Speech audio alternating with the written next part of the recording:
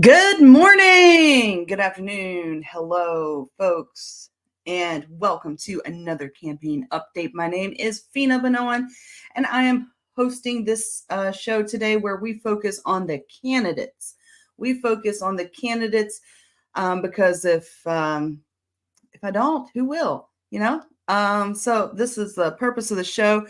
Normally, I'd have my wonderful co-host Mike Scott in the studio with me, but today he's got a very important interview with the National Public Radio, NPR, out in Maryland. And let's see, I got a photo from his ex. So it says at Feena Benoan, this is why I had to ditch the campaign update today. I'm going to be on NPR. Hatch, like others, is wondering how he should vote. Okay, so this is a mail-in ballot. Winning isn't up to me. When I win, I will try to be the moral and upright because I'm not here to please the man. Galatians 1:10. They are politicians. DC doesn't need more politicians. And he's going to be on Eric Hatch with NPR today. So that's where Mike is today. And folks, we've got a great show lined up. We're going to have U.S. Senate candidate John Thomas from Pennsylvania. And then we will also have Nolan Schmidt from Guadalupe, Texas, running for county commissioner. Let's see. We got a comment already. Jeremy Flickin. Ditch is a strong word. Yeah, it's okay. Let's see. What do we got? Okay, so I got some new commercials in. I also have, of course, another Liberty on the Road. And I have the newest music video from Jack and Foe, the philosopher. And they actually live out here in Florida. And they have this comic book called The Voluntarist. And I don't even think I said that correctly. But Foe sent me the video. They released it last week on Tuesday. So after we got done with our show on Tuesday, she's like, hey, I've got this video. Check it out. And I watched it. It was cool. I really dig the 80s vibe to it. And I said, hey, let me get the download. So I'll play it on the show. So let's bring that on the stage. And we're going to watch the new music video called In the Fed.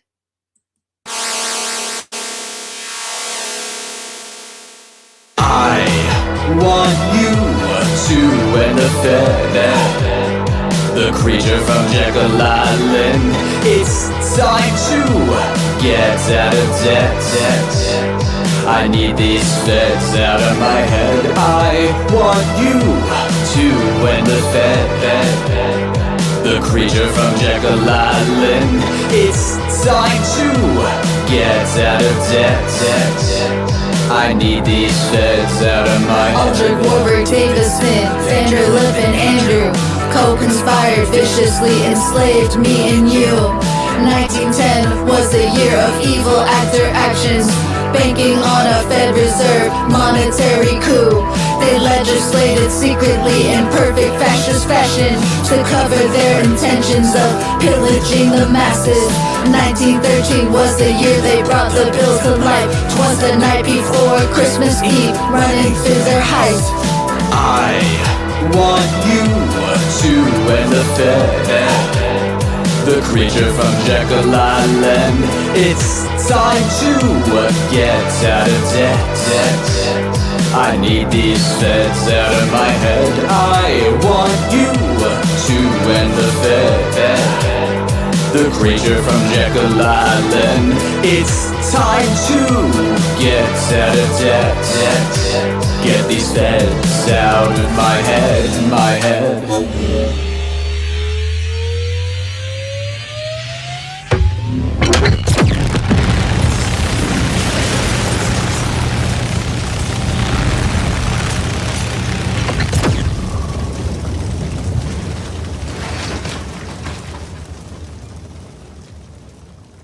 All right, so that was In the Fed by Jack and Foe, the philosopher. And yeah, that was awesome. So we might play that a little bit later. We might play that a little bit later again. So let's get into my campaign update. And so this weekend was pretty eventful. We started out, actually, straight from campaign update on Tuesday. We went to Daytona and went to probably the last political hobnob. We had another one scheduled for this week in Sarasota. And some of you know, well, I'm pretty sure all of you know, there's a giant hurricane coming to Florida. And Sarasota is on the West Coast, right there where it may get hit. So let me do my campaign update. And then we've got John Thomas in the studio, the U.S. Senate candidate for Pennsylvania. Feena Benoan, and I approve this message. I ran for office in 2022 out of white, and yes, I did. I ran against the richest Democrat in the House, or excuse me, in the Senate. And now I'm running against the richest congressperson in the Senate. And I do that because I'm a libertarian and like Joe said, I love the Constitution, I'm a veteran. In fact, I did the same job as our current sitting senator in the military, in the Navy, but I did it twice as long. I do want to acknowledge something very important. I watch the news, and recently there's been a lot of bombs going over into Israel, and Iran, and Lebanon, and I do not support war. But I do understand where I'm standing right now, and I do know what my heritage is, where I came from in the military. I was a computer and networking technician for the weapons system, so I understand those are jobs. And now for this resolution. Imagine if we had the same enthusiasm for building rockets to go to outer space as we do for rockets to send to foreign countries with warheads on them. From the moment we first learned of our star's demise, our sun, we had a moral obligation to our future generations to work together to find a way to escape this peril. It's bigger than one person, and it's bigger than a generation. But if we all do what we can, when we can, together, we can save the future of humanity. And I do want to say that the Libertarians are holding this most valuable 3% in America right now, and we ain't going anywhere. America's third largest political party, and we are here to represent you, the people. Thank you. My name is Feena Benoan.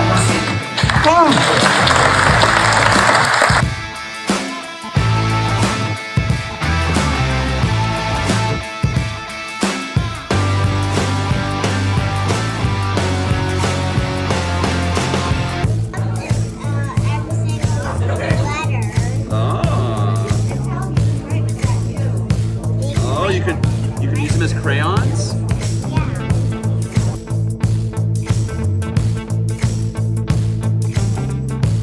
What's up, folks? Colonel here with the Libertarian Party of Duval, and I'm with presidential candidate Chase Oliver, who's the first openly gay presidential candidate. Had the pleasure of meeting him yesterday at Pride's event in Riverside. So Chase, I just want to ask you a couple questions real quick. Nothing major here, but a lot of people out there still are unfamiliar with what the Libertarian Party is, what it represents. So could you give us a brief summary of like what the Libertarian Party is and what your movement is about and what you're about? Yeah, so the Libertarian Party, for those who don't know, we're the third largest political party in the United States. We're the true alternative to the two-party system, but our philosophy is rooted in this idea of the non-aggression principle. And so if you're not aggressing against anybody, you shouldn't need aggression against yourself. It's kind of the golden rule, right? Treat others as you want to be treated. And so the idea of non-aggression basically says that if you're living your life in peace without harming another person, you're exercising self-governance. You're not harming anybody else's civil liberties, so why is there need for any other government, whether it's local, state, or federal, to come impede upon your life? And so we as libertarians, we seek to reduce those barriers to the need for government as much as possible by supporting things like voluntary exchange, free markets, the ability for people to interact with each other peacefully. And as we can increase those avenues for peaceful interaction, it becomes less and less and less of an excuse for government to be involved in our lives at all. Excellent summary. Now, you said earlier this has been kind of stressful, but has it been exciting? Being on the same ballot as Trump and Kamala, how exciting is that? Well, it has been, yes, it is stressful, but yes, it's extremely exciting. So this is something that I have, always kind of like even when I was young, I talked about politics all the time, and I have a yearbook where somebody was like, Chase, you need to go for the presidency. And that was when I was 14 years old. And so the idea now that, like, over 20 years later, I'm actually doing the thing. I'm actually fighting, fighting on behalf of the Libertarian Party, fighting that message against, two candidates that I feel are just very not satisfactory. It's like the greatest honor of my life. Like, I haven't got married, haven't had kids yet, so I can't say that's the most important thing. Right. But so outside of that, running for office, representing our party on the national stage has been really a blessing for me, and it's been the honor of my life, and it's something that I'm happy to keep doing. We need to have somebody that's going to fight that two-party system, and I think as stressful as it can be, and as many times as you sit in a coach in an airplane, and you don't want to be there in the late nights, and you wake up in a hotel room, and you're like, oh my gosh, where am I at today? Like, what city am I in? What am I doing? As all that stress, it pales in comparison to the honor of representing our party. You're a rock star, man. We appreciate you. Yeah, that's right. I'm a rock star who doesn't play any instruments. Now, one last question. I know you're in Georgia. We're here in Florida, but this is a libertarian issue. Amendment 3, pro-legalization recreational marijuana. A lot of libertarians here in the state are on the fence with this bill. Some are calling it a move in the right direction. Some are calling it a monopoly bill and going against the free market. How do you feel about this amendment? Have you researched it any at all? So I've done a little looking into it, and one of the things I'll say is, we can't let the perfect be the enemy of the good. And I do think this is, as it does kind of create this monopoly for large cannabis businesses. It does take the illegality out of it, and so I would argue that even a gamed legal system is better than illegality in a black market that creates violence through drug crime, but also throws people in jail that don't need to be there for exercising. They're just, consuming a little bit of cannabis. And so I think it is a move in the right direction. I would vote yes on 3 if I could, because I think ultimately once we get legalization occurring, then the next fight is actually breaking down the market barriers that exist in the cannabis marketplace. And we've done things like this where, we had legalized alcohol after Prohibition, but then it wasn't until the 70s when we fully deregulated. Now you have breweries on every corner if you go to like a town in America, right? Mm-hmm. That happened because we deregulated the marketplace, but we had to legalize the marketplace first by getting rid of Prohibition. So once we remove the Prohibition effect, then libertarians can unite with Democrats, Republicans, and independents across the spectrum to fight for a more free and open market for cannabis. But let's remove the illegality first. Let's quit throwing people in jail, and let's create an incentive to actually fight for a better system once we legalize. Excellent. Excellent. I appreciate that. Appreciate your time. There you have it. You have another option on the ballot. Chase Oliver for president.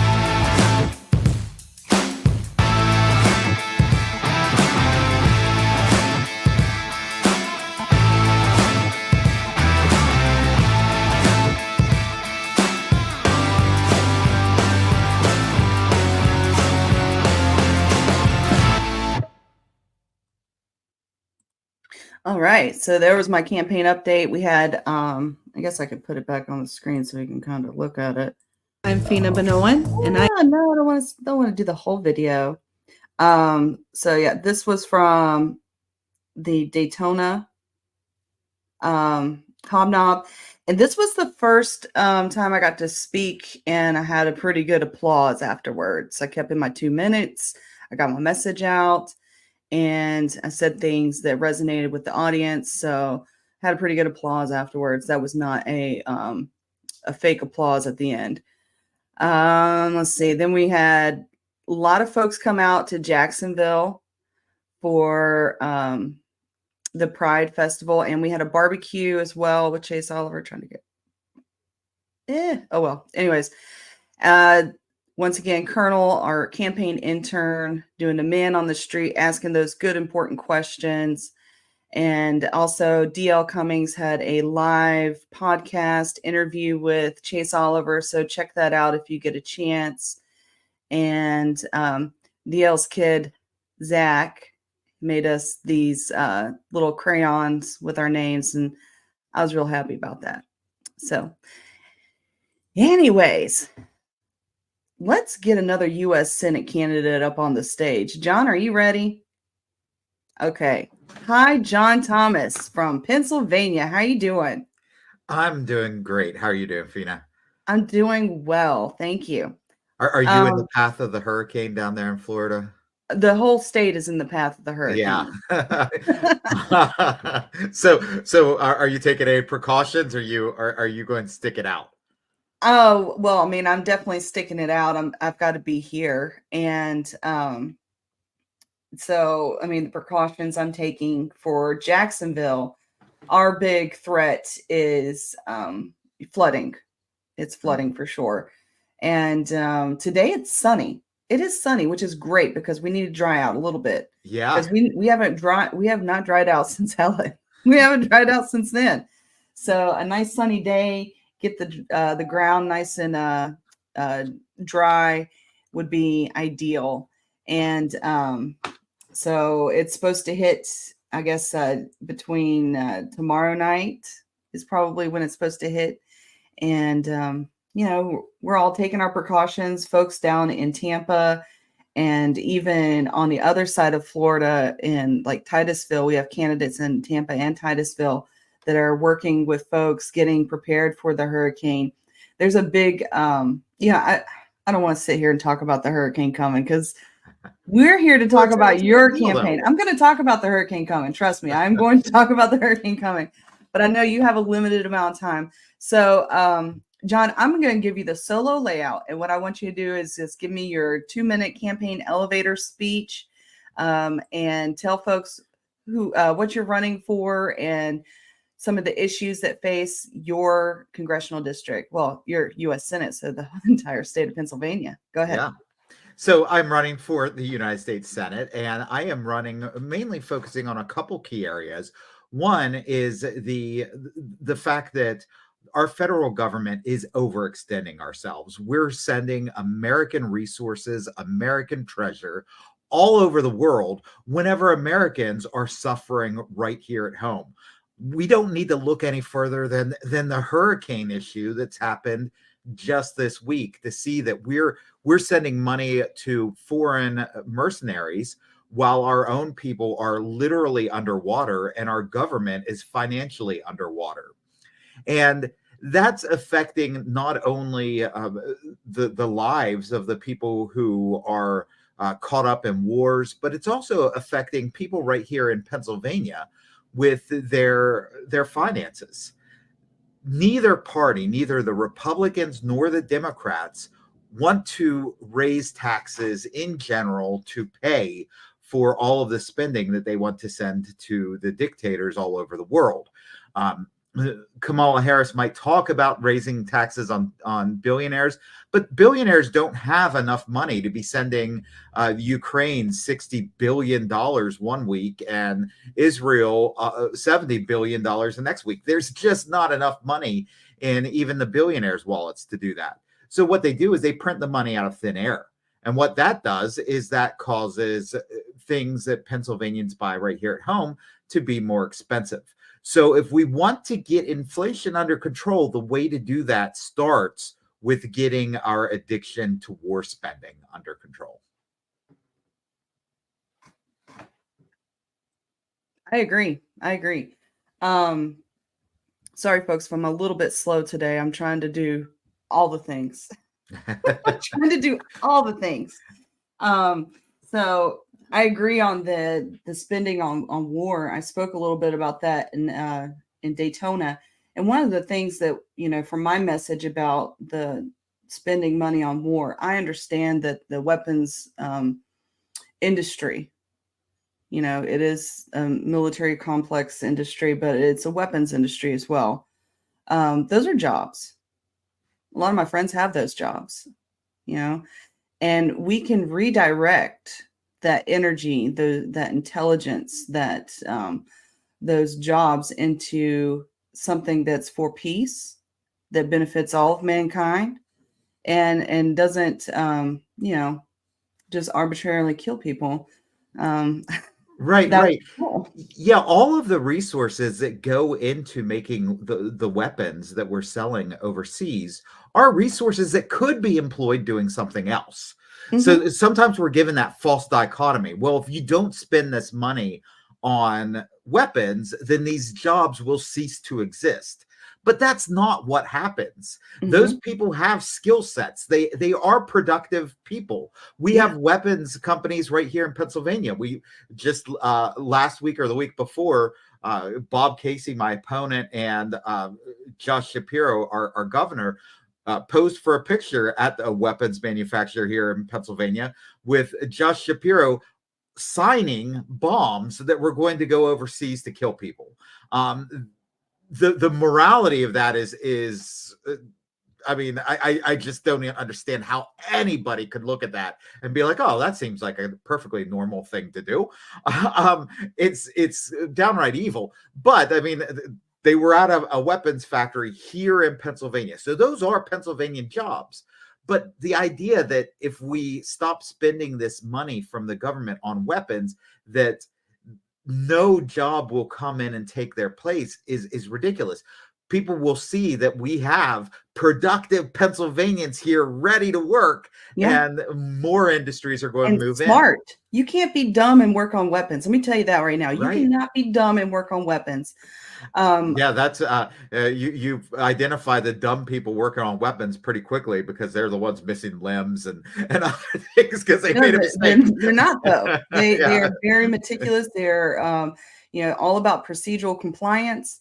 And like my job in the military was weapon systems, and a lot of folks that I worked hand in hand with, they could have gone and worked for General Dynamics and Lockheed Martin, but there's like a pretty good sized group of those have now working in the healthcare sector, working on the latest technology, working on MRIs, CT scans, all those healthcare equipments that you depend on to work and do these like things that were not possible 100 years ago.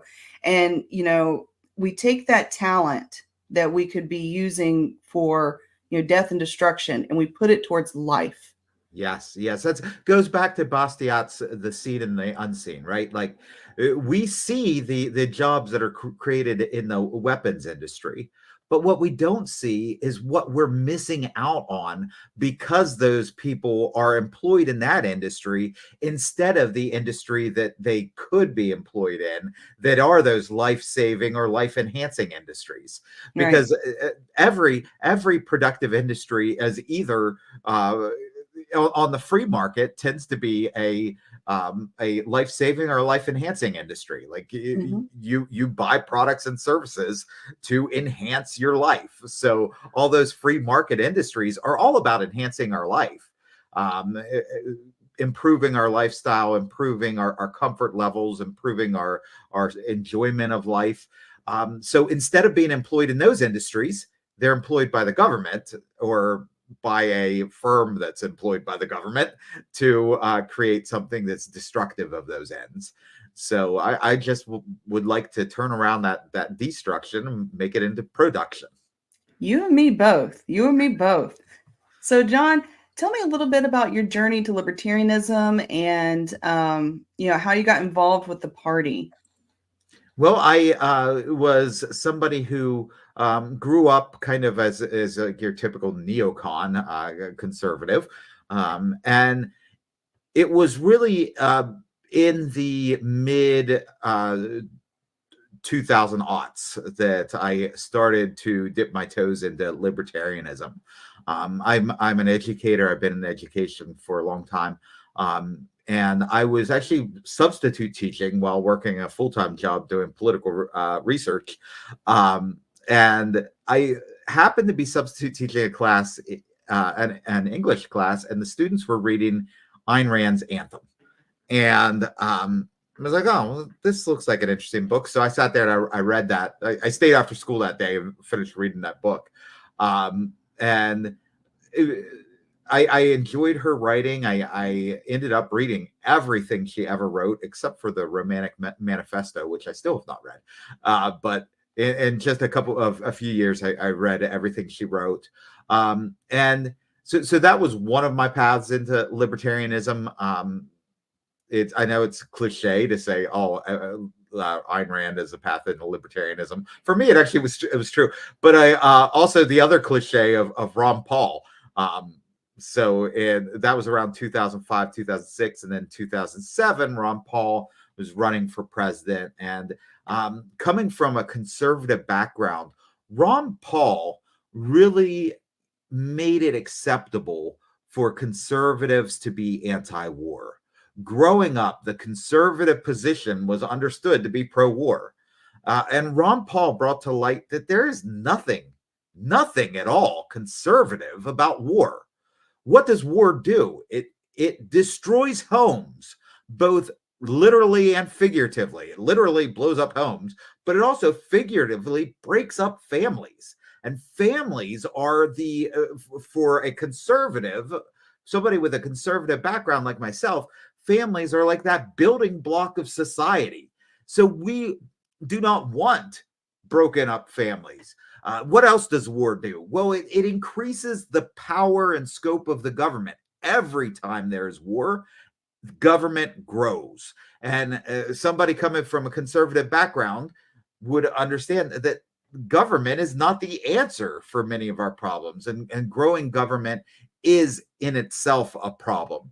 So all these different aspects of life that the idea that conservatives embraced war was absolutely hypocritical. And it was Ron Paul that opened up my eyes, and basically by saying things like, why don't you apply what you believe on the domestic level to the international level? If you don't believe that in the long run, large welfare spending helps people, helps alleviate poverty, but rather entraps people into a cycle of poverty on the domestic front, why do you think that spending all this money on nation building in other countries is going to help those other countries to any degree?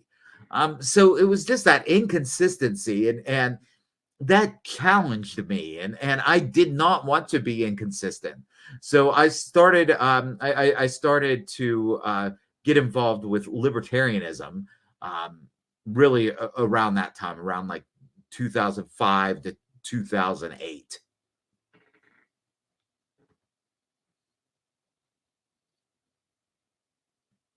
Sorry. Like I said, I'm trying to do all the things. I was trying to pull up your website.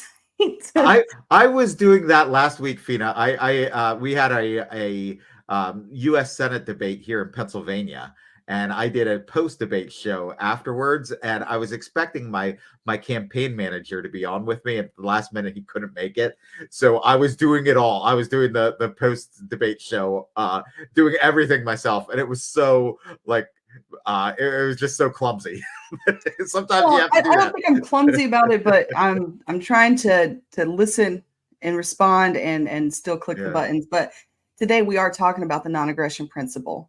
And I'm going to put this up on the screen because this is what we all signed the pledge for when we joined the Libertarian Party. I hereby certify that I do not believe or advocate in the initiation of force of violence as a means of achieving political or social goals.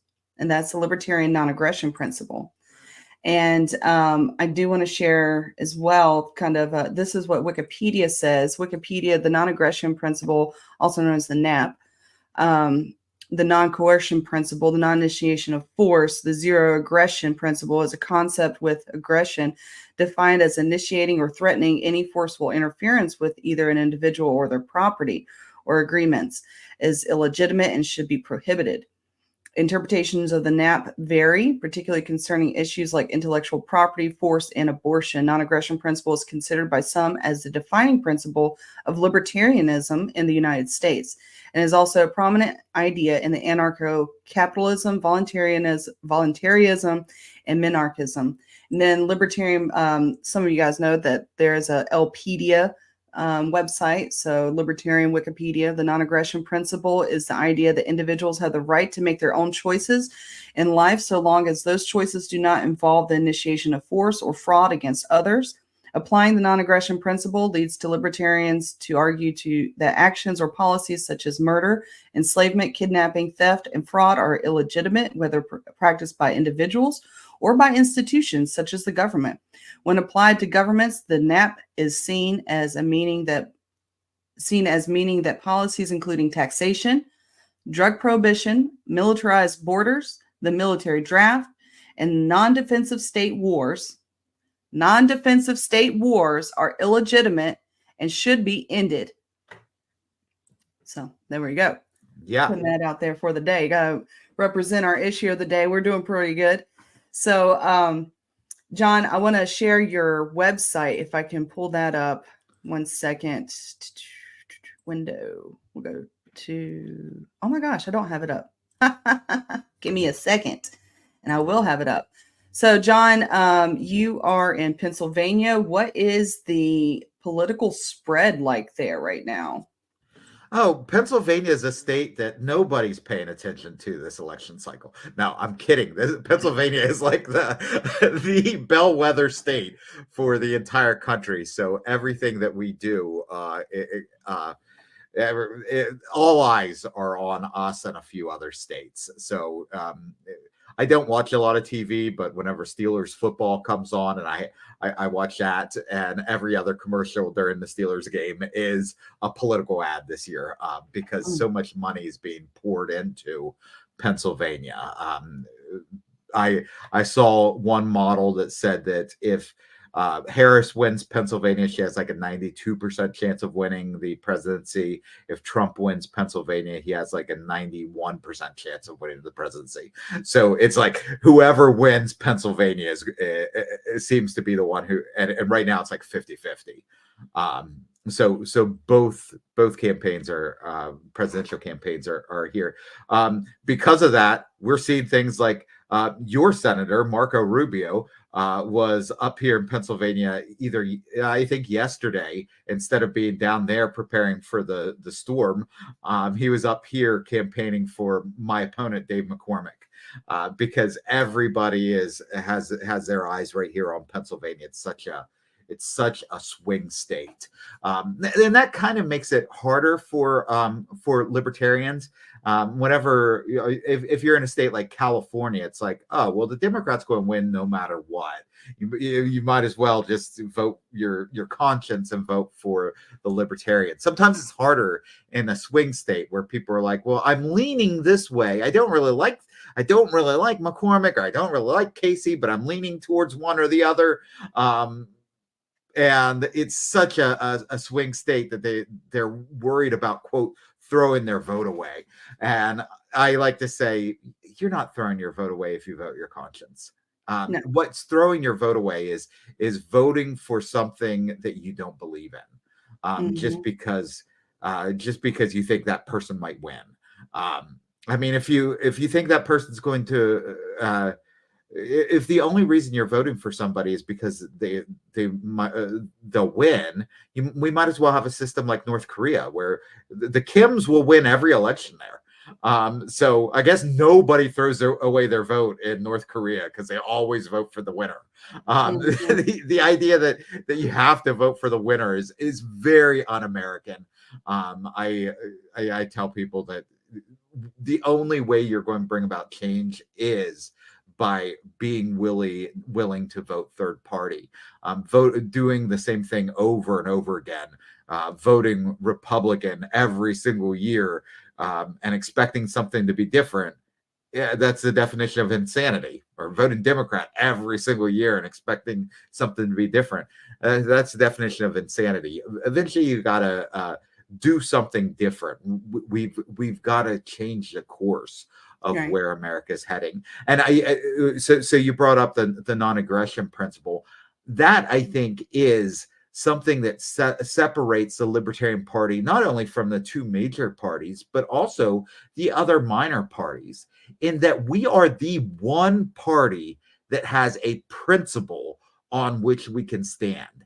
Everything we do, we can test against that principle. We can go back and say, are we being principled in this or not? Like, what is the principle upon which the Republican Party stands? I don't know. There's none. What's the principle on which a Democrat stand? There is none. It's just their principle is we want to win elections. Well, I mean, that's nothing good. Like even when we take the idea, okay, so with the non-aggression principle, we apply it to everything. Even when we take it to something that we don't think of as something as being someone aggressing against us or aggressing against others, like say climate change, for instance, and the environment, right? We wonder, why would we have so much plastic? Why do we have so much trash? And part of that goes back to the non-aggression principle. The reason why our plastic is free and is so cheap, and it's cheaper than all the biodegradable alternatives, the hemp products that we would rather use that are sustainable, is because we use the war machine to back it up.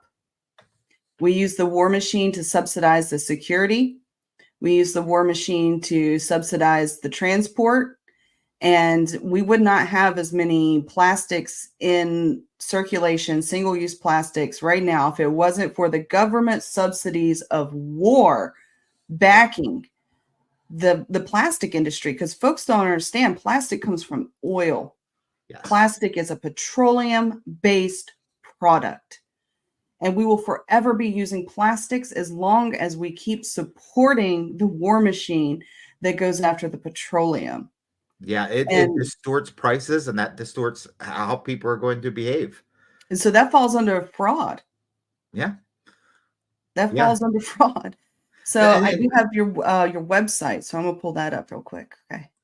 Let's see. Yeah, and if you go to my website, it's a Substack. I'm doing some things different in this campaign than a lot of campaigns. Instead of having sending people to a traditional website, I send people to my Substack.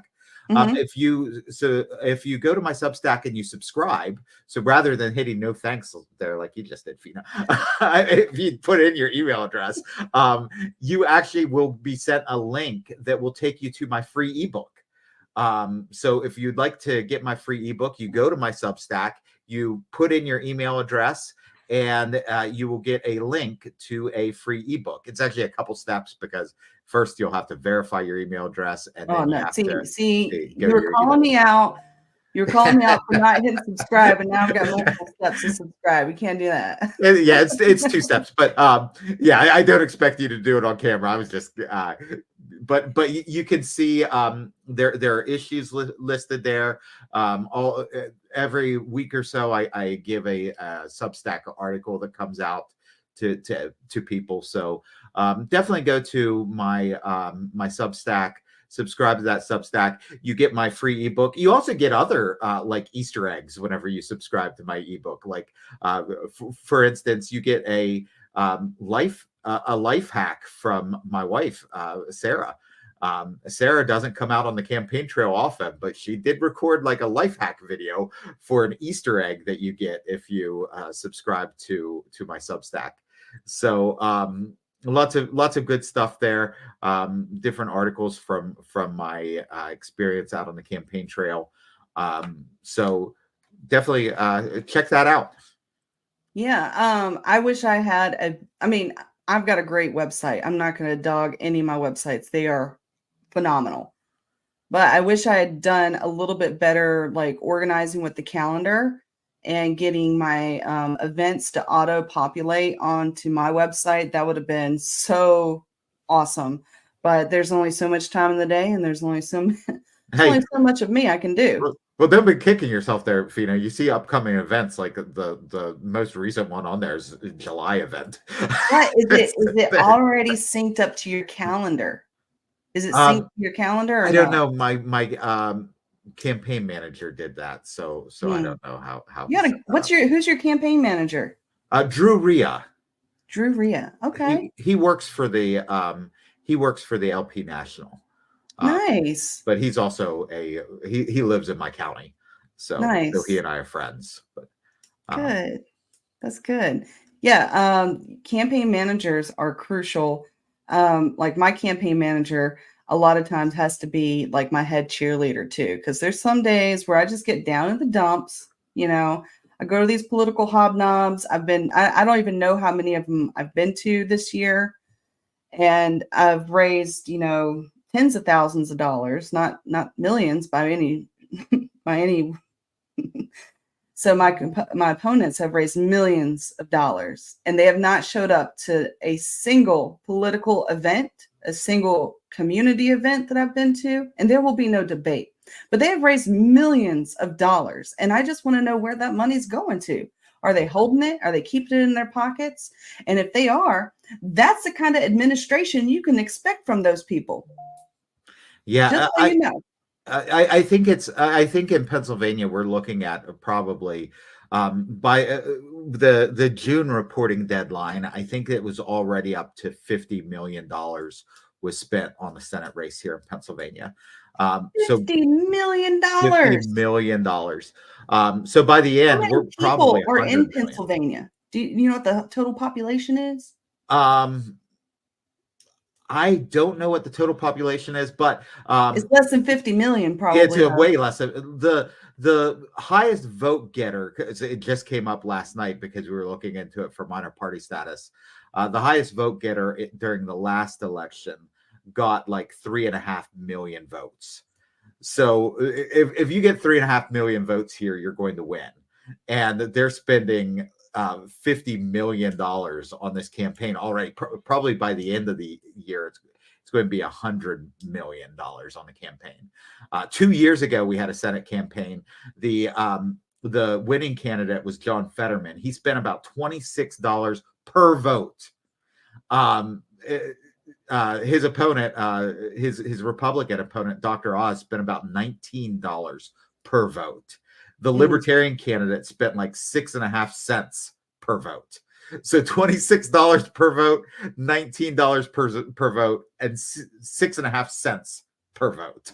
And I say the Republicans. Get the elections cost money. I do. I get that you should spend money to get the vote out, to reach people, and to get the message out. I get that 100%. So I'm not opposed to like spending money per vote, because you've got to spend it. You got to. You have to get the message out. Yeah. But millions of dollars. This is why we have an oligarchy. This is why. And why people don't take us seriously, because we don't raise millions of dollars. And people only have so much money to give too. So whenever we have a situation like we have with hurricanes occurring back to back, and people are going to be opening up their wallets to help out, it's going to, like, the money that they've already spent sending it to a Republican Senate candidate who's only 3 degrees different than the Democrat candidate. That they're already rich. They're already rich. And they're already rich. Yeah. I'm running against the richest person in Congress, period. He doesn't need your money. Yeah, Donald Trump doesn't need your money either. Neither Dave McCormick was a hedge fund manager for one of the biggest hedge funds in the world. Like, he doesn't need your money, but because you've sent him $300, you're finding it hard to send any money to the hurricane victims in North Carolina. Or so it's very disappointing. Although I get it, like, I get it. It's an act of self-defense. Like, if you're afraid of the other party, as an act of self-defense, you're writing that check. And I'm fine with practicing self-defense, but I wish a government wasn't so big that you need to defend yourself against your own government. And that's why people spend this money on elections. I do have a meme since you brought up North Carolina. North Carolina pretends to be Ukraine to get $8 billion from Congress for their hurricane relief. Oh, that is great. It's sad, but it's great. Yes, sir. Now we've got some comments from the audience. Let's see where we at. Let's go. Let's see. This is from earlier. Joe Hanush said, "I love the '80s rock hair." That was about the Jack and Foe video that I showed earlier. Joe was in the Joe Hanush cameo. He was in my campaign update. New chatter. Hail to the chat. Hello. See, Joe Hanush said, John Thomas, 2 first names, so you know he's the real deal. That's good. And he also said it was fucking disgusting when we were talking about signing names on bombs. What's shaking, Joe? Fancy seeing you here. Another one from Joe. But John, this is the most important election of our lifetimes. That's right. Yeah, the first most important election of our lifetimes. I've never heard that before. Another one, not true. Both Democrats and Republicans have the principle of using threat of government force to enforce what they want on all. Oh my goodness, yes. Yeah, but what is it that what's the principle stand of what they want? It's like there's no principle there. It's just we'll whatever it is, we'll use force for it though. Mike Scott creeping in the comments before his interview. I'm your head cheerleader. You're much better than Skeletor. I mean, Rick Scott. My opponent looks like Skeletor. And it's funny because what I saw an event that he went to. Of course, I wasn't invited to the event. Neither was the Democrat, though. But he looks like Skeletor, and he was wearing like a purple jacket too. And I was like, lean into it, okay? Lean into it. Where's his wife to step in and be like, no? Joe Hanush is voting for me in Senate down here in Florida. And then we have another one from Mike. Also, they don't give opinions on issues, which is so true. They just attack each other, and we need representation. Thank you for running. That is so true. I see so much political propaganda where it's literally just a picture of them, vote, and they're using their colors like red and blue and make America great again. And that's it. That they don't get into specifics. They don't go on to the issues. They don't talk about how they're going to fix the economy. They just want you to vote your color. Yeah. Don't worry about everything else. Yeah. The Senate debate the other night. It was I guess it was a week ago today. No, it was Thursday. Last Thursday they had the Senate debate here, and so much of the debate was Bob Casey accusing Dave McCormick of investing in China through his hedge fund, and then Dave McCormick telling Bob Casey that whenever he was the treasurer of Pennsylvania, he approved buying that hedge fund for Pennsylvania pension funds. So it was just them pointing at each other. No, you invested in China. No, you invested in China. No, you invested in China. And it's like, don't we have more important things to worry about than who invested in China out of those two human beings? But no, that was like the entire debate. It was. I had to do a post-debate episode afterwards. Well, the real question is, did you invest in China?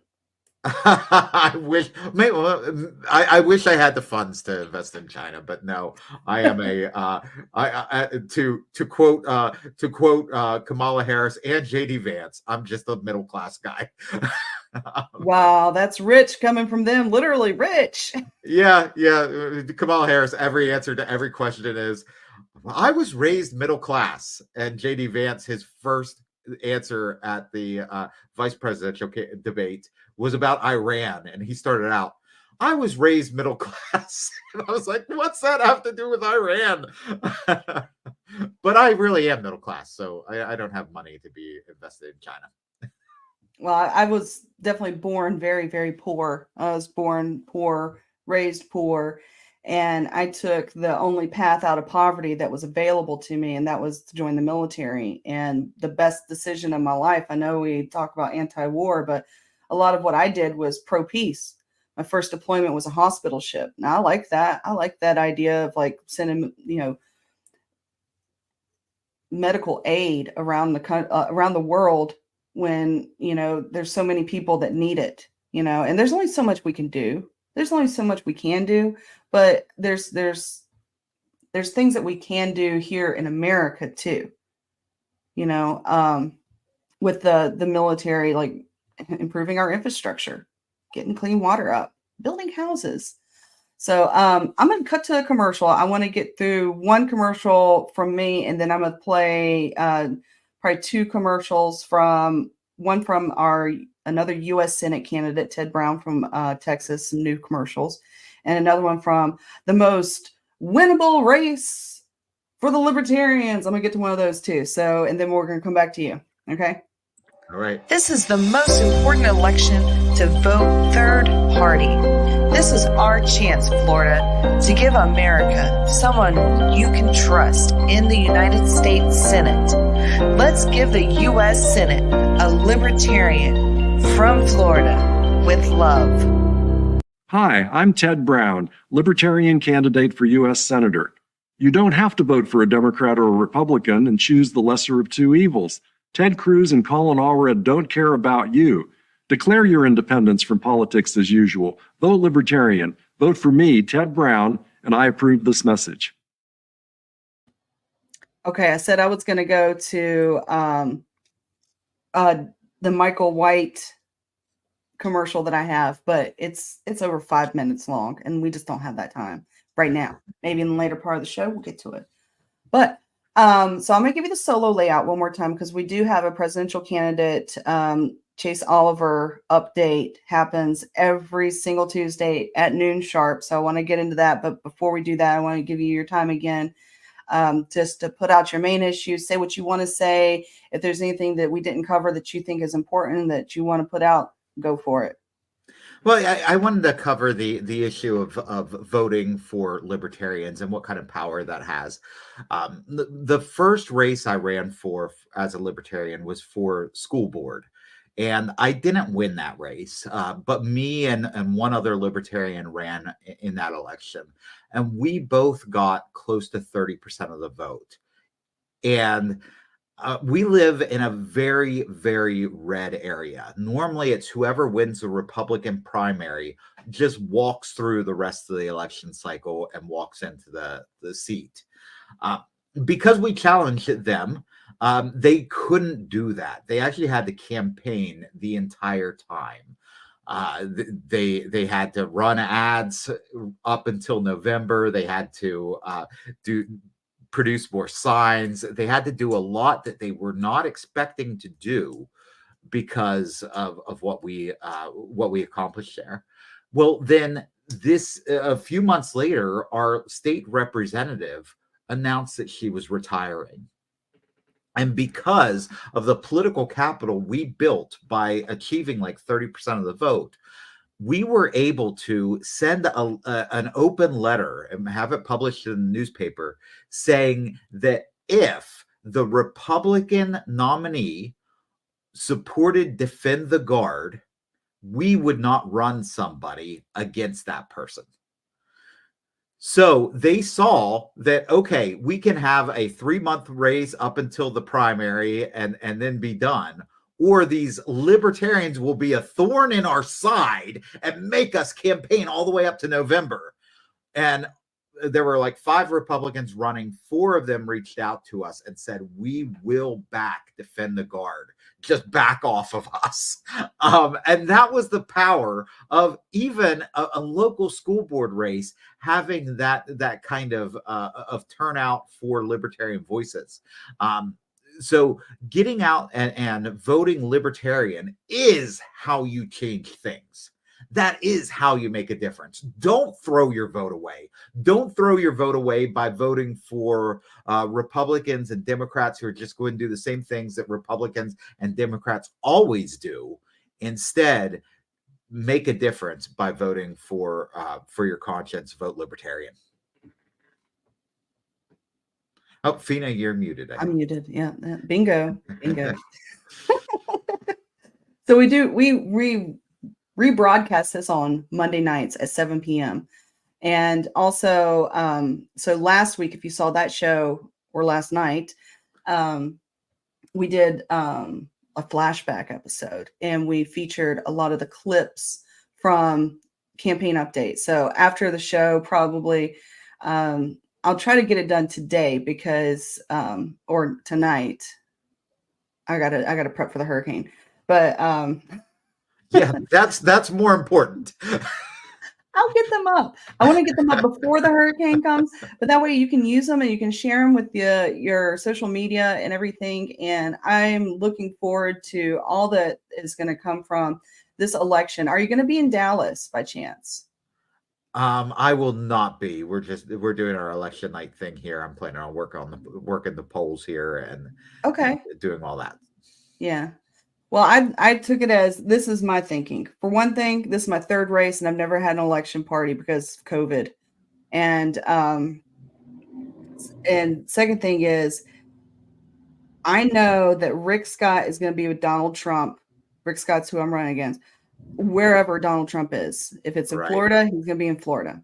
I know that Debbie Marcel-Powell, the Democrat candidate that I'm running against, she's going to be with Kamala Harris, wherever Kamala Harris is. And I feel like it's my job as the U.S. Senate candidate for Florida to be with our presidential candidate in Dallas, which is where they're going to have a great election party. And I think I'm excited about it, by the way, because Texas has a very robust party out there.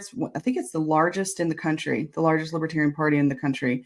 And they're very active. They've got their stuff together. They've got candidates. And I'm looking forward to it. They also host for the national convention. They usually host a karaoke party. And so folks in karaoke, Texas, I would love to sing some karaoke at the election watch party. I think it'd be a lot of fun. So, but thank you so much, John Thomas, for coming on and giving us a campaign update. All right. Well, thank you for having me. Yeah, thank you. And I will see you around. And, just keep up the hard work, keep hard charging, and best of luck to you. Best of luck. Right, hold on, just hold on to the rafters. The storm's almost over. It's less. I think it's less than 30 days now. Yeah, it is. Yeah. We're 2 days away, or 3 days out from the 1 month deadline. So, all right, and be safe during the storm, Feena. I will. Thank you, John. Thanks. A record number of Americans favor a new political party. 57% of Americans still believe a third major political party is necessary. Voting third party is a wasted vote? Bullshit.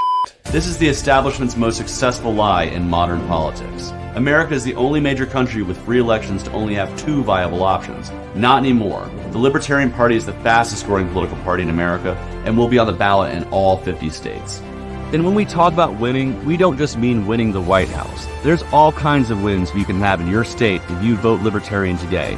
We can win ballot access that makes it easier for future candidates to run for office. We can win major party status that gives us more attention from the major media. I think it's a great day to be a Libertarian. And we could have Libertarians getting elected all over the country in local races. Whenever Libertarian candidates are able to break through the mainstream media blackout, our support grows. In my televised debate with Senator Raphael Warnock, I was able to reach out to millions of voters. Many of them realized that they were Libertarian all along and just didn't know it. Why is that the radical idea and not the rational idea? If you live in a solid blue or a solid red state, voting for Trump or Biden is a wasted vote, and it won't change the outcome. Voting Libertarian is the only way to make your vote truly count. Currently, all the 2 major parties have to do is be slightly less evil than the other side to win. Let's make the statement that we will accept no evil.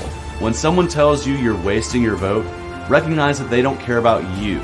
It's a selfish statement. They are saying that your beliefs aren't worth being represented, that you should silence your voice so theirs can be louder. Vote your conscience, not someone else's politics. Breaking up the duopoly is the only chance for the real radical change needed to give the power back to you, the people. Voting for Chase Oliver for president will contribute to bringing more choices into our political system. A successful third party forces the 2 old parties to think about the issues Americans truly care about. Keep them honest. Show them they must earn your vote. Change begins at the grassroots. I'm Chase Oliver, a candidate for president, and I approve this message.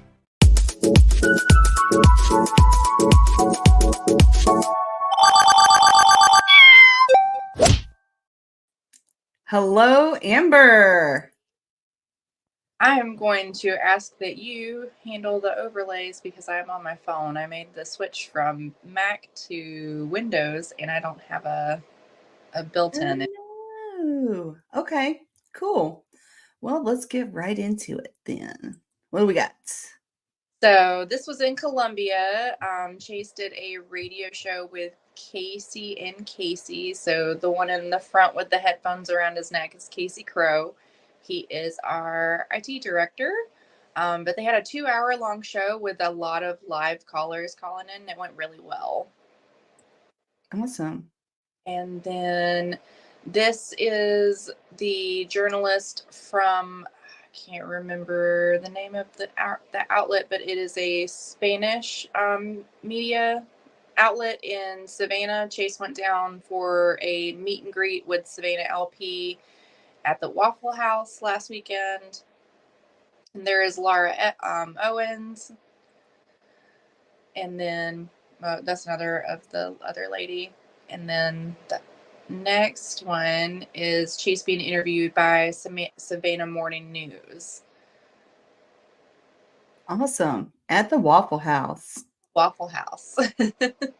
I know this picture. Florida. Yeah. We had a lot of people show up to that tent. We couldn't fit everyone in that tent, by the way. And there was a huge downpour that happened. We were fighting the rain all day, and then we had just a big downpour, and everybody just huddled into the tent. Also, somebody's head got cut off in the picture. Oh no. Yeah, there's a couple, like, and that arm. There's an arm and a head, and this isn't everybody that was at the table by far. This isn't even everybody. Good turnout. Yep. From the Liberty Dad podcast. Oh, that's mine. Got stuck in there. So I think these are Florida. These are ones that Jim sent me like maybe 30 minutes ago. Yeah. Jacksonville or Riverside. That's Jacksonville. I was hoping there would be some more. I didn't get it.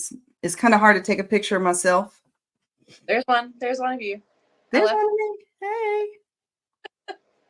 I was the only one wearing a jacket, but I got so many compliments on that jacket. Oh, look, Chase found the yes on 3 signs. Yay. So where's Chase going to be next week? So Chase is going to be going, he has one stop later this week in DC for an in-studio interview with Al Jazeera. And then Saturday and Sunday, he's doing Atlanta Pride. Atlanta Pride is very near and dear to Chase because that's where he found Libertarian Party in, I think, 2016. Okay.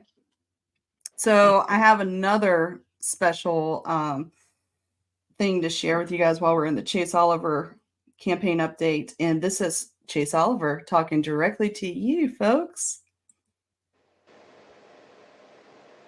For it. Hey, Chase Oliver here, Libertarian candidate for President of the United States. I just wanted to pop in here and express my well wishes and say how happy I am that we have so many wonderful candidates who are running all over the country. I know as the person who's representing that top of the ticket on the presidential race that I am not alone. I am joined by so many wonderful libertarians in states and communities all over the country. And I encourage you who's watching this today to find those libertarians in your community, find those libertarians in your ballot and support them. Get out there, knock on those doors, let your neighbors know who they should be voting for and give them a reason why. And I, of course, encourage you to vote for myself and Mike Termont this November or whenever early voting starts in your state. But get out there and fight for the message of liberty. I'm fighting there on behalf of the Libertarian Party, just like so many of these wonderful candidates. And we need you as citizens and voters to get out there and fight for liberty in your neighborhood, too. Thanks for the campaign update. Oh, you were holding that one. Yeah, I was. Yeah, I was. That's great. You should send me a copy of that. Maybe I'll make it available. I'll make it available on the drive. Yeah, this is gosh, I think this is our 20th episode now. We're almost done. We have four episodes left. 5? No, we're going out till Christmas. Oh. But I don't expect you guys to come on at noon after the campaign. I mean, you can. You can. But so, okay, kind of the like format of the show. Up until election day, it's going to be only candidates. It's only candidates. And then after election day, a lot of folks don't understand that there is still like wrapping up of the campaign that has to be done. You know, there's still FEC reports that need to be filed. People need to collect their signs. They need to, kind of clean up and organize and basically fold everything back into the box and have it ready for the next time, right? So it's kind of like putting away your Christmas decorations. If you put them away nicely, they'll be easier to pull out next year. I not leave mine up all year. So that's kind of my plan. And so after the campaign, I would like to have people that have worked on campaigns come on and talk about that process. Also, just random people throughout the party. Like, I'm big into the arts, Libertarian who make art. I'd like to have more artists on. And I've already started booking that out. But I do have 2 more weeks of openings for candidates. So if you're a candidate and you want to get on this show, this is part of Libertarian history. Everything that we do, as long as it's documented and recorded, is a part of history. And, I want all the work and effort that you've been putting into your campaign to be remembered. And that's part of the reason why I do this, is to have that path that's already that's been made available for the future generations. And so that's where I'm at. So Dallas is coming up, and I do want to share that screen too, because it's is it that one? No, window, boom, this one. So we've got the Dallas election watch party with Chase Oliver coming up on November the 5th at the Westin in Dallas, Texas. I will be there. You can get on with this. Let's see if I click on this. Oh. Okay. Wow. Okay. So there's a penthouse up there. Looks kind of cool. Additional speakers will be announced. Sponsorship opportunities. Volunteer. Get your tickets now. Early bird sale extended until October 13th. I'll tell you folks what I got. I got the VIP. I like to do the VIP because I like everything included. Even if I don't, go to the dinners and breakfasts and everything, because I'm not much of a breakfast person. I don't like to eat in front of folks in general, just because it's just another opportunity for someone to be like, look at her. I do usually try to sneak a plate away or something. But I'm looking forward to it. Chase told me to hold a spot open on my dance card. And Chase, if you're watching this, I hope you can follow, because I'm not a very good follower when it comes to dancing. So I'm more of a lead. And that's we'll dance. We'll dance. I would love to do like a TikTok trending dance. I think that'd be fun. Y'all have fun. Not me.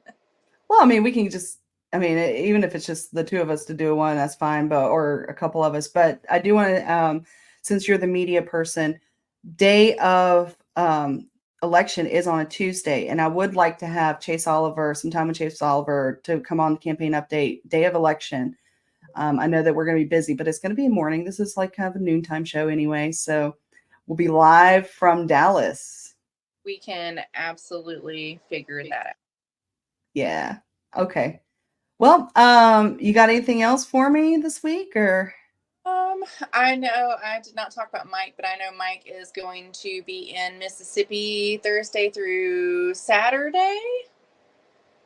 I scrolled all the way back to August, but and he didn't have any travel last weekend. The only thing we had was the VP debate, which I think he live tweeted the whole thing. But he's going to be spending more time up in Pennsylvania, North Carolina. We're trying to keep our candidates kind of central to where they're at, with the exception of Texas next weekend, just so we can hit swing states and not travel quite as much. Yeah. Well, it's winding down. It's the end of the road. Literally, it's the end of the road. So I'm so ready. Yeah. But we will talk after the election. Yes. All right, Amber. I will see you next Tuesday then. All righty. Aloha.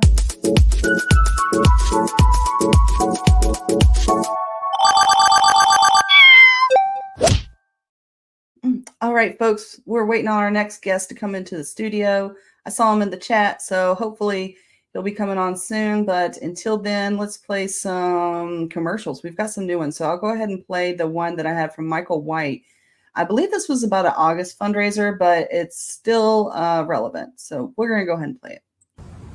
I'm out here on a very windy afternoon in front of the Arkansas Capitol building here in Little Rock. And if you're not from Little Rock and that building looks familiar to you, well, there's a reason.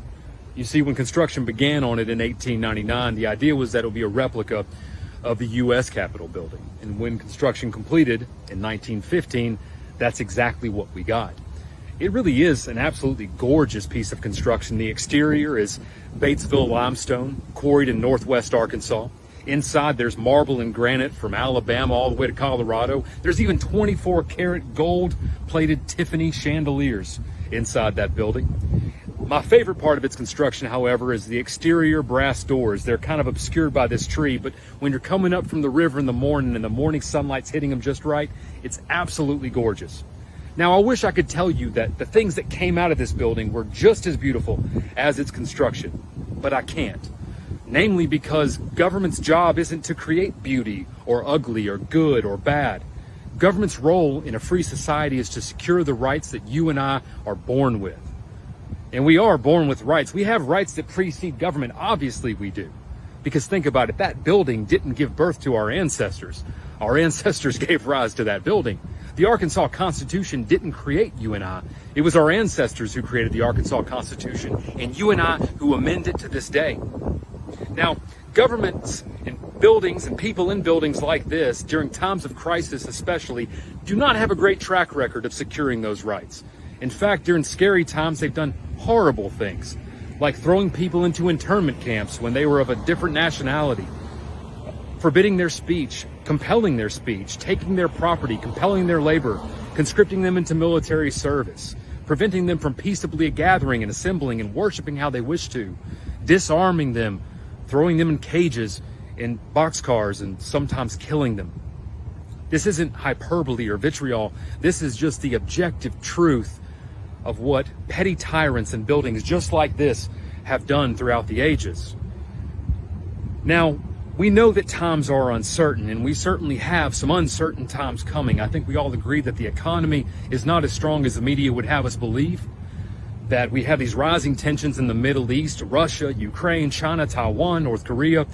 We have a fragmented southern border, and it appears that the federal government has an out-of-control spending policy that threatens the very existence of the dollar itself. And of course, we always are under threat from the very next medical emergency. I don't know what the next thing is going to be that comes to Arkansas. I don't know what it's going to be, but I guarantee you this, no matter how scary it is, if I'm in that building, I'm fighting to defend your rights. I'm fighting to make sure you're not disarmed. I'm fighting to make sure you keep your free speech, that you own your property, that you own your labor, that you have the ability to peaceably gather and assemble and worship how you want to worship and live how you want to live, so long as you aren't hurting anybody. I promise you, that is my oath to you, that I will be in there defending you as long as I can stand and breathe and have a heartbeat. But here's the deal. I can't get elected into this building if I cannot get my message out. I have 30,000 people in my district. Roughly half of them are voters, and I need to let them know about this principled liberty message that we're running on. So please, I'm asking for your donation. We need to raise $6,000 in the month of August alone. We are far from making that goal. There's about 4,500 of you that follow me on Twitter, X, whatever you want to call it, about 10,000 that follow me on Facebook. That's roughly 15,000 people. If just 1% of you gave $50, we would basically be where we need to be. Now, look, I know times are tough. I know that other campaigns have your financial interest. I get it. But I'm going to remind you that you cannot buy your rights back. You can't buy them back. However, you can invest in defending them today. And any U.S. citizen can donate to our campaign. And you might be saying, well, Michael, I don't live in Arkansas. Why do I care about what happens if you get elected to the state house or not? Well, here's why. Because this is the most winnable race for liberty in the country, hands down. And the brush fire of freedom that starts the revolution across the country has to start somewhere. And there's no reason it can't be right here in Arkansas. The people of the 75th District, you have a big decision to make. You can vote for more of the same old, or you can vote for someone like me who is committed to defending your rights and relegating government to its proper role. So please, I'm asking you, I am begging you, I am imploring you, needing your help and your financial assistance to make sure that I can win this election in November. So visit our website, mw4liberty.com/donate, make a financial contribution. $25, $50, $100, $500, $1,000, $3,000, $3,300 is the max. Anything you can give, I promise you that I will do my part, that I will conduct myself with integrity, I'll advertise a winning message, I'll knock on doors, and I will be available to the constituents that I am aiming to serve. So please, make a difference today. Be the type of ancestor that your future offspring look back on and go, they did the right thing at the right time for the right reasons. The future of liberty depends largely on you. Visit mw4liberty.com/donate. Choose liberty, make history. My name is Michael White, and I approve this message. All right. That was a commercial from Michael White in Arkansas, the most winnable race in America for libertarians. Check him out, help him out wherever you can.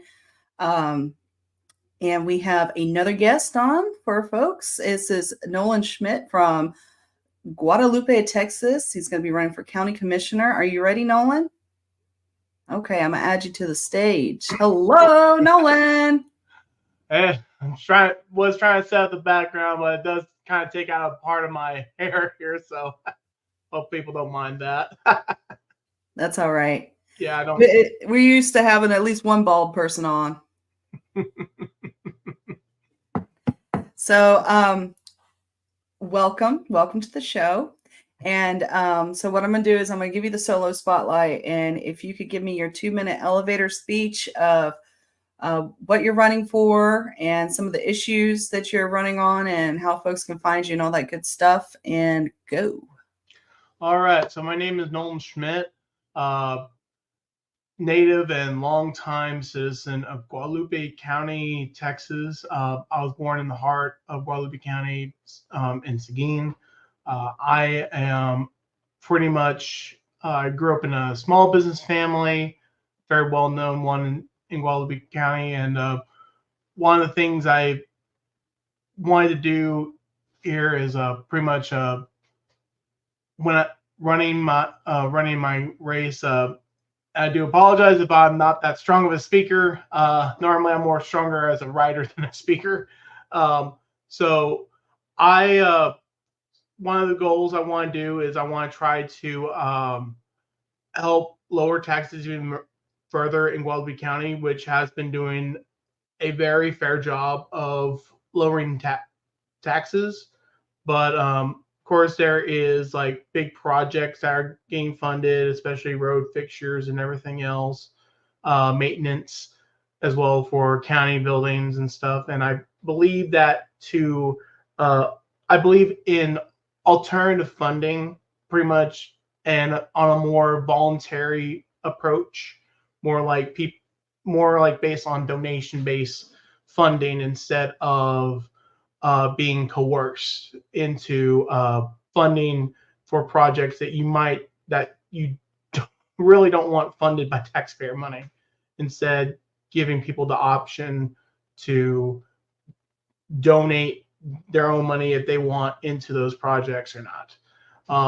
Second, I mentioned before that I grew up in a small business family, and after seeing the effects of the COVID pandemic, and especially there was outreach, the governmental overreach during that time, I want to work with the commissioners on putting in protections for small businesses, especially during a time of a pandemic, if one is to happen again, especially, and not just protected from federal overreach, but also state and local overreach. That means like no matter during a pandemic, it's not the government's decision if you should shut down during a pandemic or not.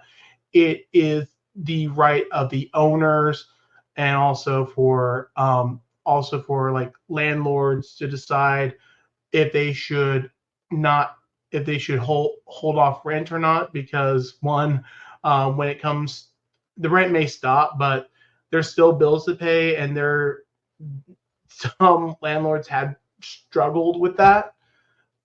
And then finally, I'm a very strong special needs advocate, and with Guadalupe County having a growing population of individuals with special needs, there aren't as many good resources there for the special needs community and their families.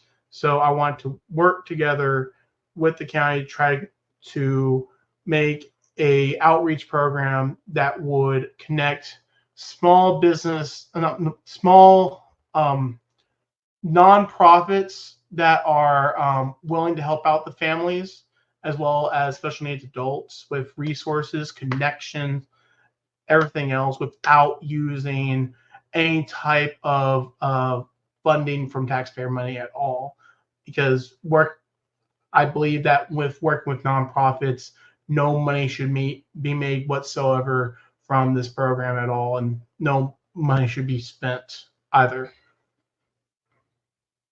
This muted. Huh. So I'm hearing what you're saying. And right now, for me, I know it's not so much for you where you are in Texas. Right now, there's a lot of concerns with this hurricane coming up. Absolutely. And just last week, we had a hurricane. And this week, we've got another one. And last week, we didn't have any hurricane funds. There was no funds in FEMA to support, North Carolina and Georgia. And Georgia just got power back on. Got power back on. And now we're going to get hit again.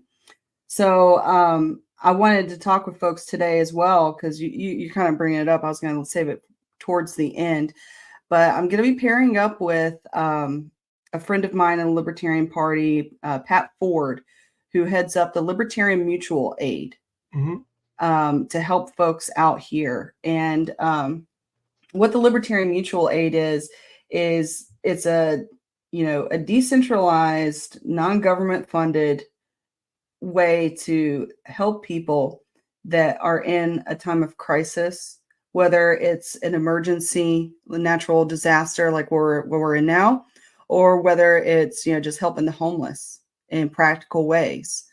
And one of the things that I like about them is they have this program where, you, the individual, can go on to like Walmart's website and select what you personally need during this emergency. And then people that want to help out, that want to donate, they can go in and they actually can buy your cart. They can pay for what you need, because not everybody needs a bunch of diapers and formula. Some people need a chainsaw. Oh yeah. Some people need to clean up the muck. Maybe they need a dustpan that's got the handle on it and the big trash can at the end. Maybe that's more practical for them. Maybe that's what they need more than a bottle of water. And of course, we all need bottles of water, but sometimes we're gonna need these rebuilding tools. The equipment to clean up and rebuild, pretty much. Correct. Yeah. Exactly. Yeah, I kind of saw that experience happen. Not in the area where I live in Guadalupe County. My family lives near the Guadalupe River, and in '98 we had like one of the worst floods, and it was like there was so much damage, and we had, as a community, had to get together to, like, where it's neighbors helping neighbors and everything else, and temporarily the house I was living in held like a good chunk of my family whose houses were impacted by the flood, and it was just because all I can remember is in the neighborhood that I live in, it was pretty much neighbor helping neighbor. We have to try to get equipment here. We need to help out. There was I think one guy got on a boat to try to find people who were stranded on houses, I think. And there was even like a cow even ended up on top of a house at one point. Oh, wow. Yeah. Wow. So yeah, this is that time of year where there's going to be a lot of opportunity for people to be good humans, good stewards of, our land, our resources, and our humanity. And so I hope that folks, that you'll stay tuned and learn a little bit about the Libertarian Mutual Aid. We're going to be going live, actually, with other candidates out here in Florida, showing what they're doing to help others prepare for this hurricane, and during the hurricane, and also afterwards. I've signed up with the United Methodist Church. I grew up in the United Methodist Church, and one of the things that I loved about that church, and they're not the only ones that do it well. The Catholic Church does really well with outreaches too, but the United Methodist Church is all about mission work and helping the fellow man. And so I signed up with them, and I'm on their call list. If they need me, I'll show up. I'll go. And but other than that, I wanted to make sure that I was helping in any way that I can. So that's why I'm going to be pairing up with the Libertarian Mutual Aid. And even if Jacksonville's kind of like a little bit more safer haven than, say, Tampa or even Titusville on the other side of Florida. Because when, the eye hits Tampa, the other half of that storm is right over Titusville. Because that's directly across, and this hurricane is larger than the state of Florida. I mean, it's wider than the state of Florida. So, and it's going across Florida, across the peninsula part. So, I'm hoping I can help where I can, even if it's just to be, a liaison between, resources and getting it out there. That's fine. Staging. I'm open to that too. So, this is our time to shine. Libertarians, get out there and volunteer. Absolutely. So, but back onto your campaign, you're running. How many people are in your race? There are 3. There is the Republican Jackie Ott, and the Democrat Naomi Alanis, and then there's me. And is this a seat that they're an incumbent, or is this like a new open? It's going to be a newly opened seat. The current county commissioner, Greg Seidenberger, he decided to retire and not run another term. So at the end of his term this year, he will be retiring. The focus on private life. Okay. And what kind of experience are you bringing to the table? I have worked, especially on the 3rd issue, I did pull up about the outreach program for a special needs community. I'm a current board member for one of the nonprofits that's been working with families here in Guadalupe County. We make sure we bring in resources and connections and everything else and help out families with, especially if somehow the one of the schools decided to not follow a protocol that they have to follow when it comes to the special needs community, especially under the Americans with Disabilities Act. We're there to kind of like come in and say, hey, there's accommodations for this child that you have to follow under this law. Pretty much we're making sure that we want to make sure that not just the kids are getting the accommodations. It's that way we also let parents know, hey, don't let the schools try to change way to handle your kids. There's more power to you than at the local schools and everything else. Because I know that was one thing my mother did for me when I was growing up, because I was technically under as a special needs child, but she was like my biggest advocate, pretty much. And this was the same mother that also taught me about small businesses, because my parents owned a bar for about 18 years. And then they owned an RV park. And it was through the pandemic when their RV park got hit really bad with like the whole federal put in holds for rent and all that stuff. And we had to take out of our personal savings. And it got to the point where my parents were in really serious debt. And then then the environmental health department started. You know what? I want to say something about that. Mhm. A lot of folks, they give landlords a bad rap. They hate us or whatever. Mhm. But the individual landlords, the individuals like the mom and pop landlords, the people that they just got an extra 2-3 houses or something, and they're renting them out. Maybe they have them mortgaged, maybe they don't. But that's the front line of these price gougings when you have big corporations that aren't even in America come up and buy a whole bunch of our housing, and then they jack up the rent. Mhm. They hire a management group to come and take care of it. And like, for instance, my fence, it got knocked over during the hurricane. That fence was old. It was dry rotted out. And my neighbor who rents, his rental company had actually come out and fixed his side of the fence earlier this year. And when they fixed his side of the fence, it made it so whenever I opened my door, the whole fence was starting to lean. And so I still haven't heard back from that property management group, because I went ahead and replaced the whole entire fence that we share. And they should definitely pay half of it. They should pay half of that fence. And I get the runaround.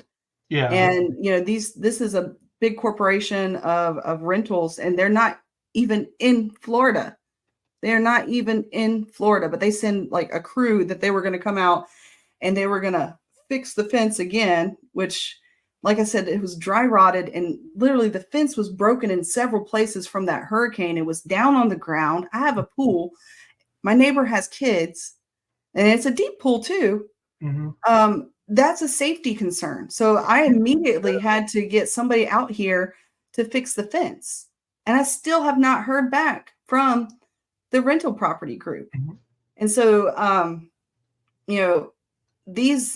mom and pop landlords, they're a good thing, because they can actually come and say, yeah, that fence needs to be replaced, and if they're doing it right, they've set aside a percentage of what the renter will pay for mitigating emergencies, whether it's a fence down, need a new refrigerator. You shouldn't have to wait, 2-3 weeks for a new refrigerator, right? If you're renting, that's that's silly. That's wrong. That's, you've wasted all your food, and you've put yourself in a situation that, nobody wants to be in.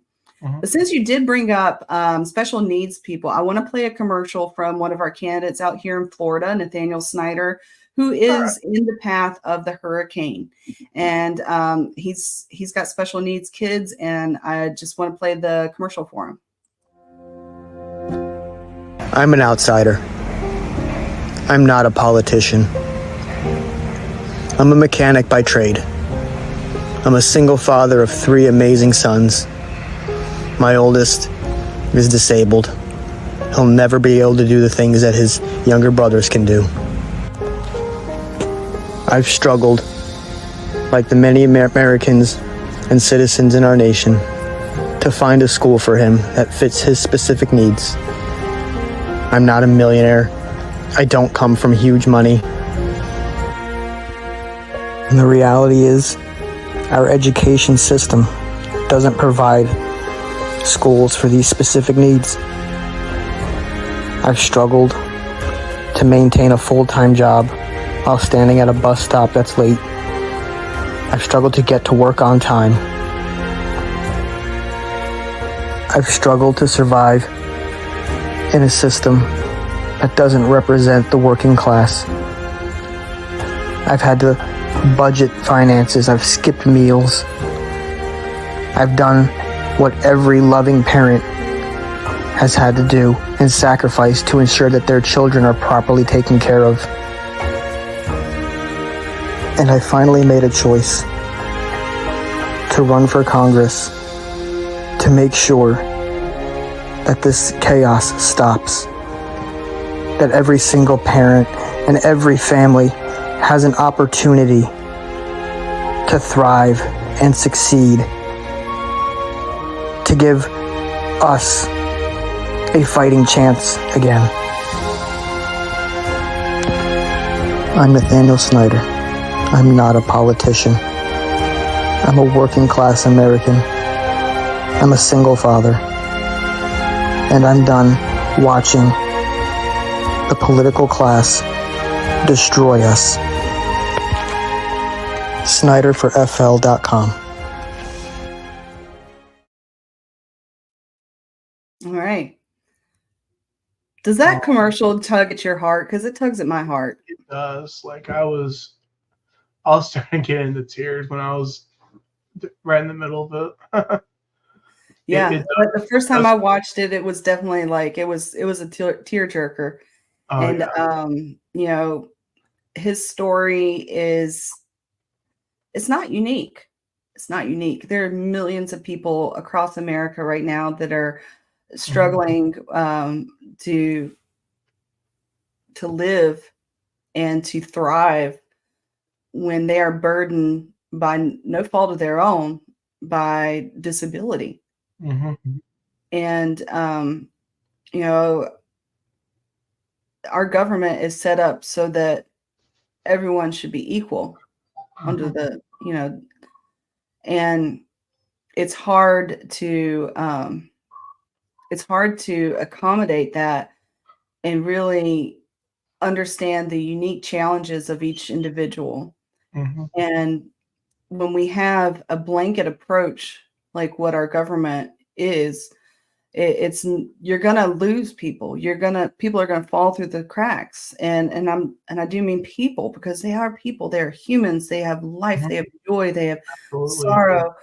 Like the whole spectrum of emotion and vitality, is there. And anyways, I thank you for running for office, by the way. Good on you. Where can folks find more about your campaign? Because I don't have it here. Do you have a website? So I'll post it in the comments as well. You see a little side that says private chat? Oh, yes. Put it in the private chat, and then I'll put it on the screen. There we go. Yeah, I'll do that. There we go. While you're doing that, I'm going to play another commercial, short one. Attention, Florida. We believe in maximum freedom and limited government. There will be multiple libertarians on your ballot this November. So take a chance on something different. I'm Feena Benoan, and I approve this message. Boom! How's that? Oh, yes. So we will go to your website here in just a second. Let me copy this link and pull it up. So how did you get to become a libertarian? What was your path? Well, it all mostly started when I was a student over at Texas Lutheran University. I was originally, like, my family was leaning more Democrat than anything else. And it wasn't until I had a conversation with a person who's now a really good friend of mine. It got to the point where it's like we had, like, it was the first time I ever had like a civil discussion, and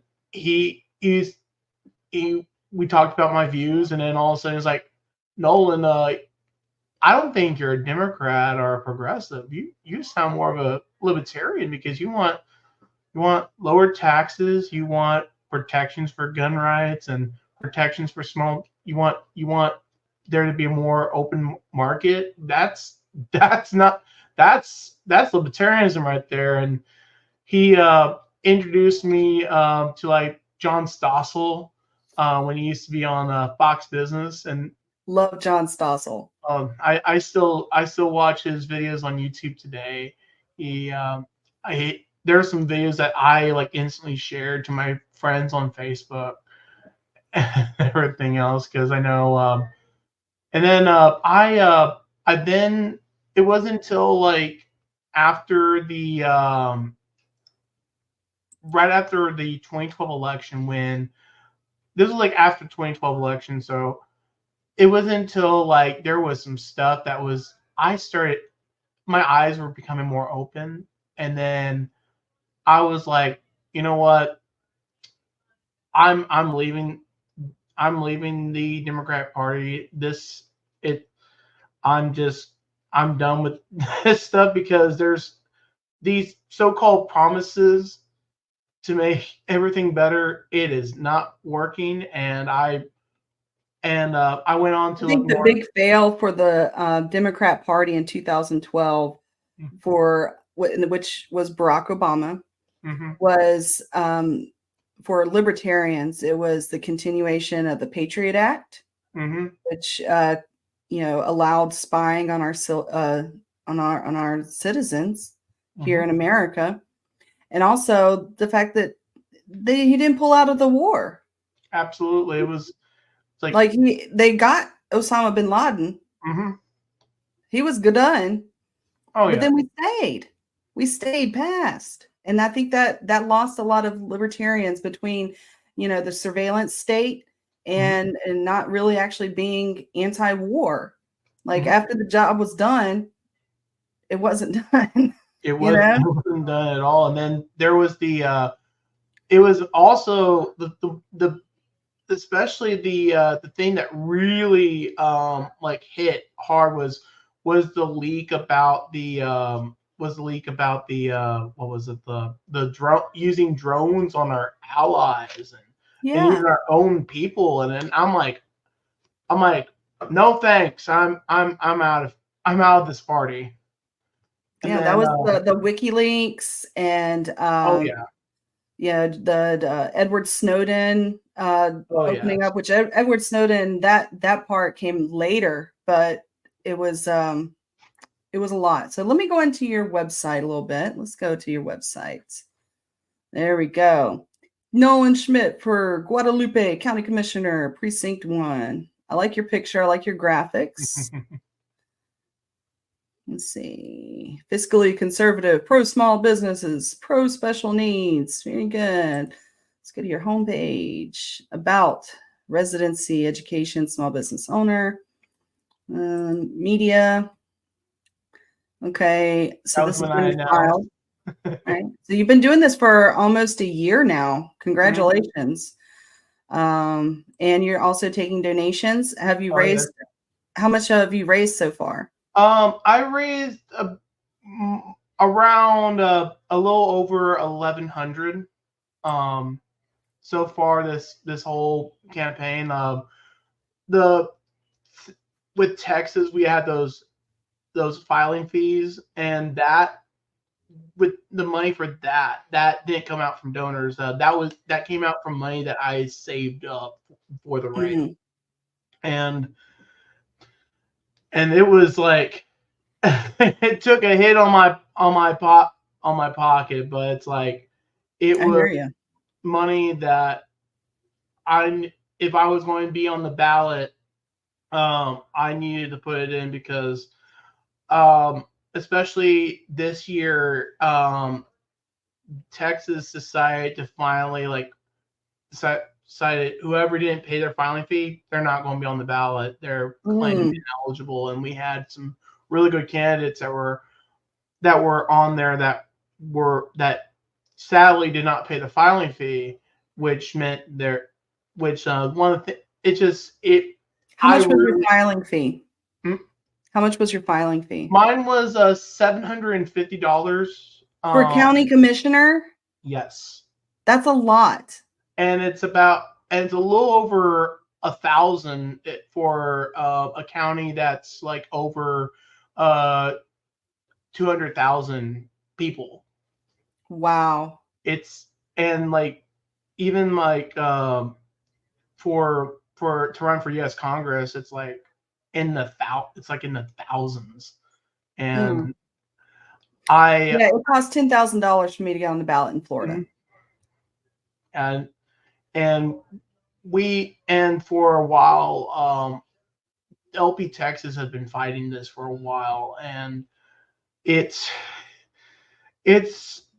seems like almost every single time that we fight against one thing, the Texas state government decides to put in another thing. It's a game of whack-a-mole. It is always a game of whack-a-mole with the Republicans and Democrats.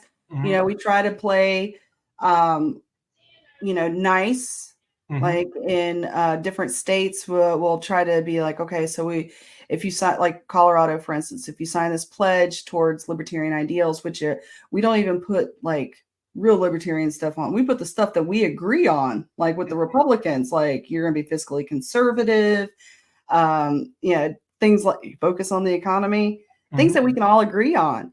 And when they don't sign it, we run candidates against them.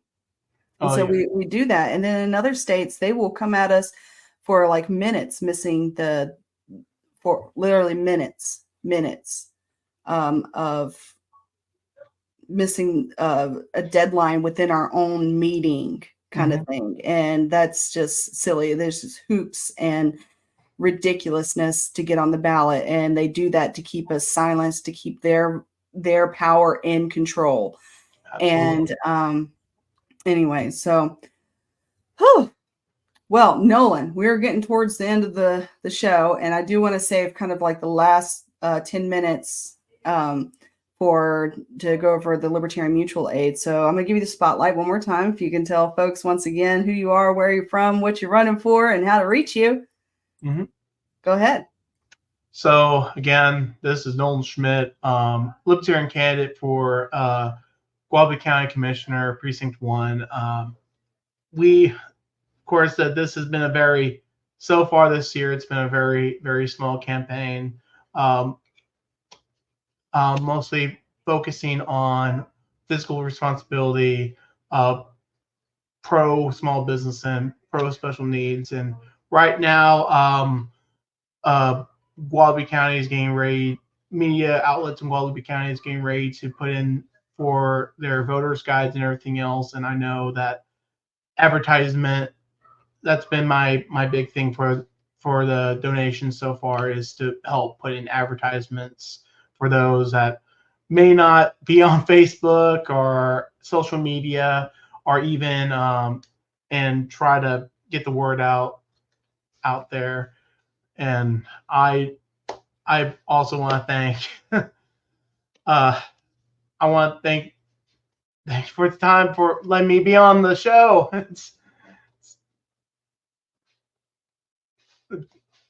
I think yeah. Muted. Yeah. Are you gonna be in Dallas for the election party? Sadly I won't be able to. My county affiliate, LP Guadalupe, we're actually going to be joining the amazing Bob King for his victory party in New Braunfels in Comal County. He's running for I think U.S. Congressional District 21 in Texas against Chip Roy. And Libertarian? He's a libertarian, yes. Excellent. And he's an amazing guy. Like, he's like has so much advertisement out there. It's like, I wish I had that.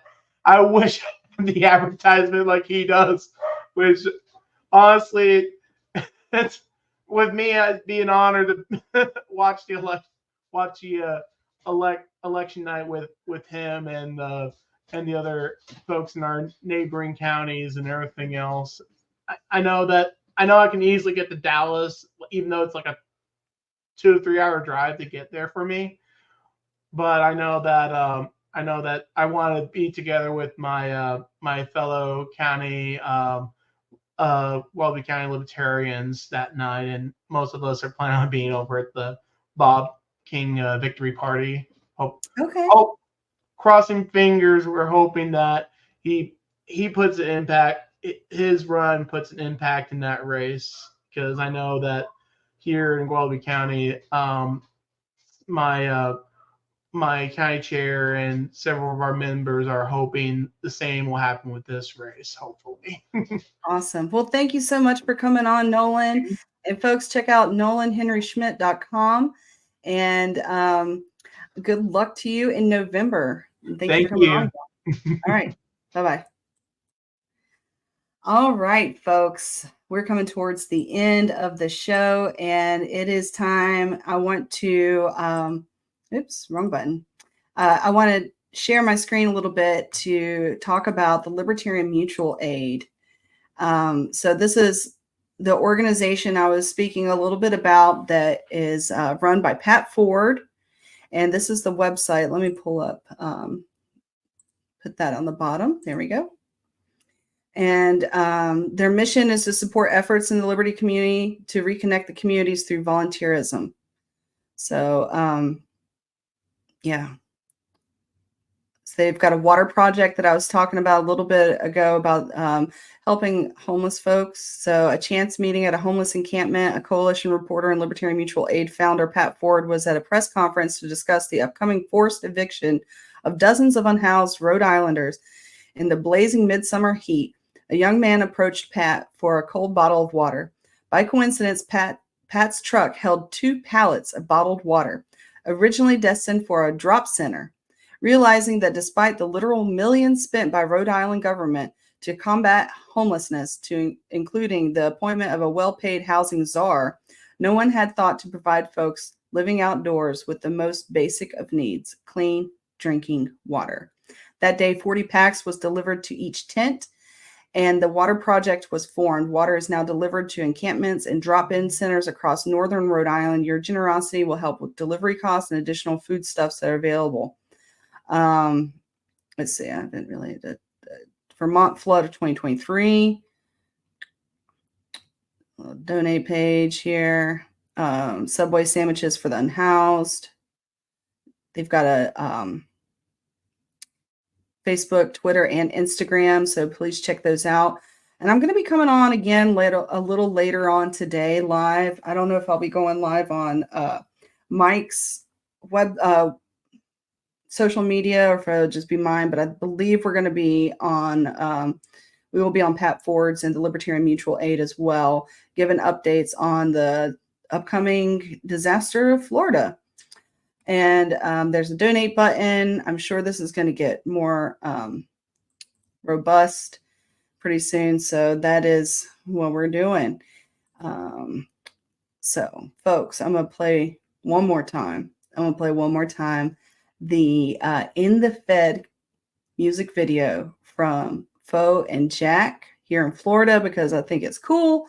And next week we'll be joined with our wonderful host, Mike Scott, again. So let me play this music video. I want you to end the Fed, the creature from Jekyll Island. It's time to get out of debt. I need these feds out of my head. I want you to end the Fed, the creature from Jekyll Island. It's time to get out of debt. I need these feds out of my head. Aldrich, Warburg, Davison, Vander Lip, and Andrew co-conspired, viciously enslaved me and you. 1910 was the year of evil actor actions, banking on a Fed Reserve monetary coup. They legislated secretly in perfect fascist fashion to cover their intentions of pillaging the masses. 1913 was the year they brought the bills to life. 'Twas the night before Christmas Eve, running through their heights. I want you to end the Fed, the creature from Jekyll Island. It's time to get out of debt.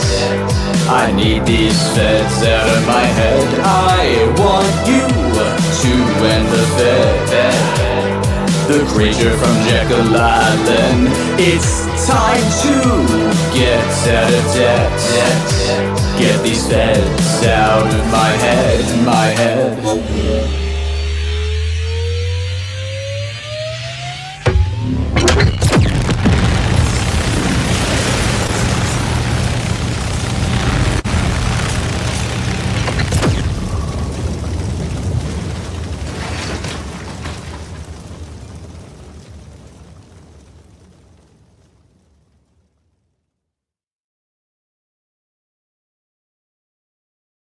Mike is muted. Mike is muted. Hey.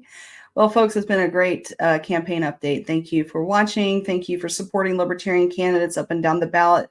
If you're in Florida, please stay safe. If you plan to evacuate, I hope you're doing that today.